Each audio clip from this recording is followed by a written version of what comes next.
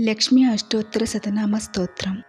देव्युवाच देवदेव महादेव त्रिकालज्ञमहेश्वर करुणाकर देवेश भक्तानुग्रहकारक अष्टोत्तरशतं लक्ष्म्याः श्रोतुमिच्छामि तत्त्वतः।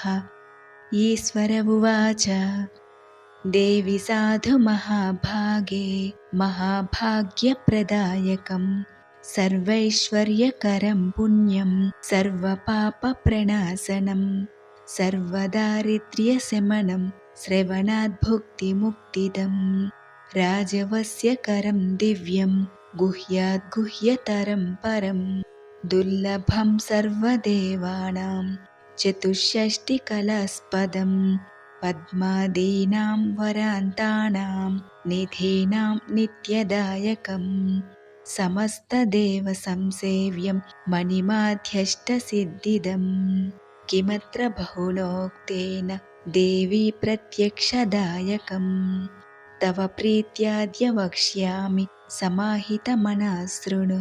अष्टोत्तरशतस्यास्य महालक्ष्मीस्तु देवता क्लीं बीजपदमित्युक्तं शक्तिस्तु भुवनेश्वरी अङ्गन्यासः करन्यासः स इत्यादि प्रकीर्तितः।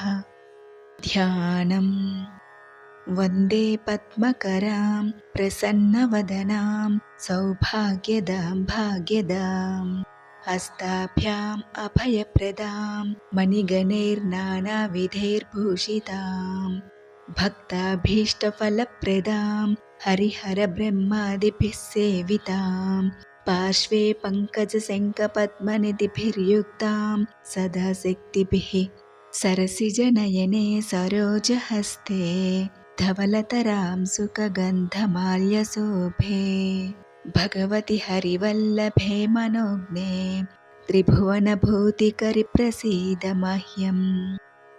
प्रकृतिं विकृतिं विद्यां सर्वभूतहितप्रदां श्रद्धां विभूतिं सुरभिं नमामि परमात्मिकां वाचं पद्मालयां पद्मां शुचिं स्वाहां स्वधां सुधां धन्यां हिरण्मयीं लक्ष्मीं नित्यपुष्टां विभावरीम् अदितिं च दितिं दीप्तां वसुधां वसुधारिणीं नमामि कमलां कान्तां कामाक्षीं क्रोधसम्भवाम् अनुग्रहपदां बुद्धिमनघां हरिवल्लभां